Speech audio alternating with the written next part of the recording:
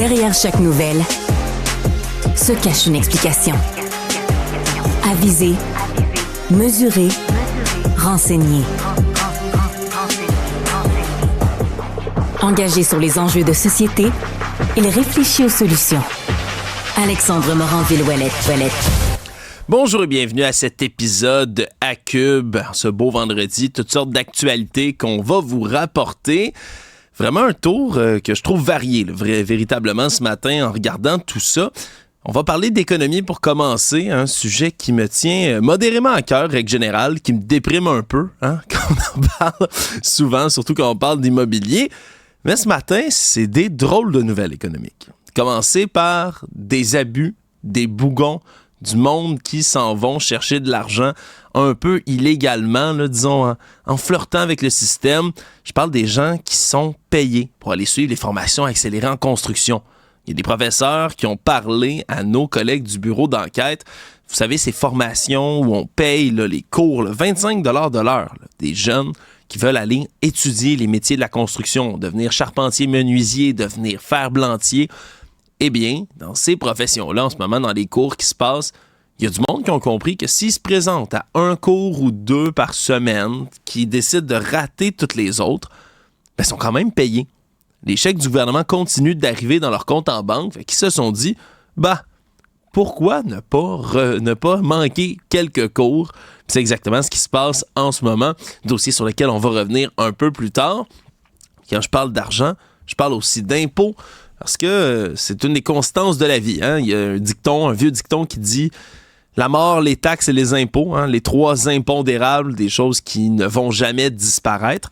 C'est exactement le cas quand on parle aussi des influenceurs. Puis c'est ce qu'on apprend aujourd'hui, comme quoi et l'Agence de revenus du Canada et Revenu Québec sont en train de mettre le grappin sur de l'argent qui est envoyé aux influenceurs et aux influenceuses. Parce que oui, quand vous êtes créateur de contenu, vous êtes aussi quelqu'un qui travaille. Croyez-le ou non, vous avez un véritable emploi.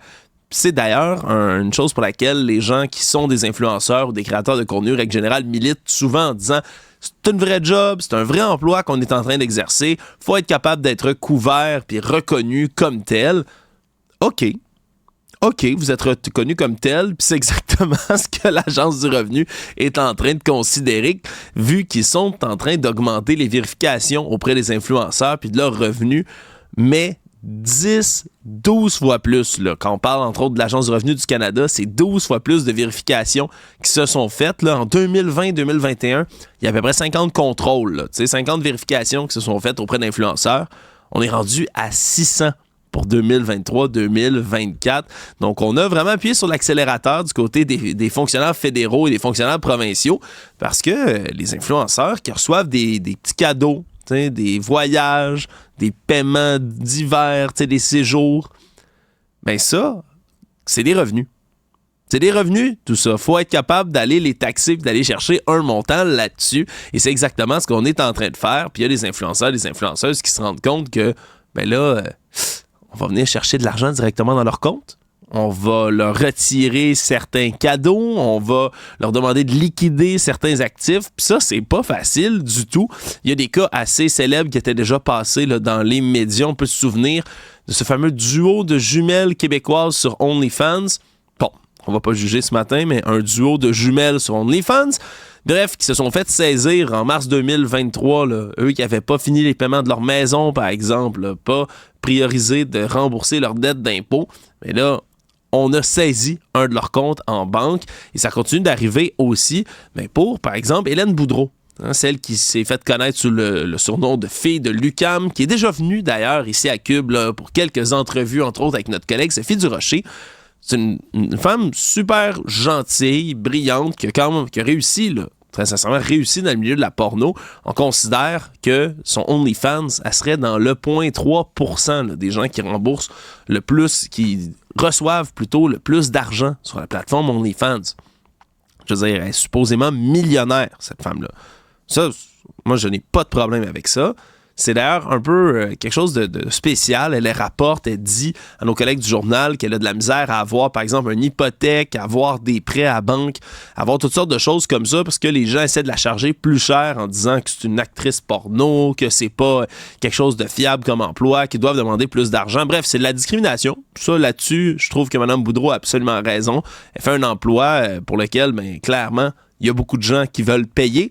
Donc, c'est hypocrite un peu de vouloir aller piocher plus d'argent parce que son métier ne correspond pas aux standards de la société.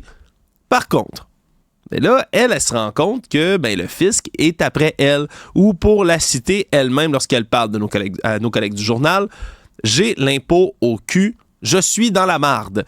Ben oui, parce que là, elle a beau avoir reçu toutes sortes de cadeaux, avoir reçu des revenus sur OnlyFans, avoir reçu, par exemple, une Lamborghini, mais elle s'est fait mal conseiller. Puis en plus de ça, il faut qu'elle redonne de l'impôt. On dit, ouais, t'as fait à peu près 2 millions, mais il est où cet argent-là?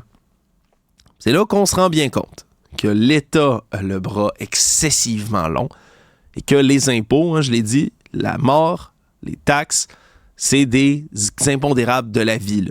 Pour toujours, vous allez vous faire piocher de l'argent. Et petit cas historique, peut-être pour la forme, rappelez-vous que c'est ce qui a fait tomber Al Capone, hein? Le génie de la pègre aux États-Unis, le baron de la mafia de Chicago, qui toute sa vie là, a réussi à éviter les poursuites, il a réussi à éviter le fait qu'on aille le saisir, hein, qu'on aille l'arrêter pour toutes ces frasques criminelles qu'il a faites pendant ce temps-là. Mais il n'a pas pu éviter d'aller en prison à cause de son évasion fiscale. Il s'est toujours dit, puis même publiquement, ils peuvent pas aller chercher des revenus, hein, les impôts, ça s'applique pas sur des revenus illégaux. Il s'avère que oui, des revenus, c'est des revenus, puis l'État va toujours venir être capable d'aller chercher sa part, inquiétez-vous pas. Donc, pour les influenceurs et influenceuses qui nous écouteraient ce matin, faites attention, hein, on va toujours venir piocher sur vos revenus au final. Sinon, on va revenir, c'est certain, aujourd'hui, alors sur les choses qui concernent la présidentielle américaine, sur cette campagne qui se poursuit, parce que la pression continue de monter sur le camp démocrate avec Joe Biden qui semble de plus en plus confus. Puis là, je fais une pause un instant pour faire une mise au point. En ce moment, il faut comprendre que la presse internationale là, s'est mise sur le dossier de Joe Biden. Ça fait déjà un petit bout là, qu'on rapporte là, toutes sortes de vidéos, de moments dans lesquels il a l'air confus, il est sur scène, il se lève, il se rassoit, il est en train de célébrer le 80e de l'anniversaire du débarquement de Normandie, puis il a l'air confus avec un parachutiste. Tout ça, c'est des vidéos qu'on avait déjà vues, c'est pas nouveau. Ce qui est nouveau par contre, c'est que depuis le débat, là, vraiment, on est en train de scruter à la loupe là, ce que fait M. Biden pour voir s'il va se retirer ou non. Il arrête pas de dire qu'il va pas se retirer. Il arrête pas de marteler qu'il est là pour rester, qu'il ne s'en va pas du tout, puis que sa campagne va continuer comme d'habitude. Hier, ils l'ont fait sortir. Il a donné une entrevue, entre autres, à une radio. Il a donné aussi une espèce d'allocution devant la Maison-Blanche où il n'y avait pas de téléprompter, comme on appelle. Un diffuseur juste en avant de lui sur lequel le texte est écrit d'avance puis sur lequel il va juste lire, le télésouffleur de son vrai terme. On voulait prouver de cette manière-là que M. Biden, c'était juste un accident pendant le débat, qu'il était encore capable de parler. Le problème, ça ne s'est pas passé exactement comme prévu. Écoutons un petit extrait de ce que faisait M. Biden hier.